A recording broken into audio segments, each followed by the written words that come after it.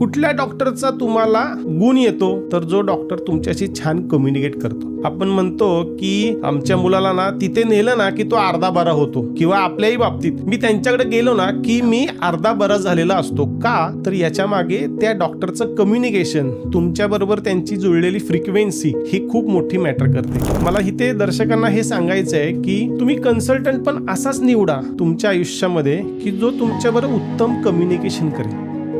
मी कौतुक म्हणून सांगायचं नाही, पण मला एक सांगायचं आहे की माझ्याकडचं कन्सल्टेशन हे 5 ते 6 तासांचं असतं. लोक अगोदर विचारतात, अहो एवढा वेळ काय बोलणार, आणि नंतर 7वा तास होत आला तरी सुद्धा उठत नाही.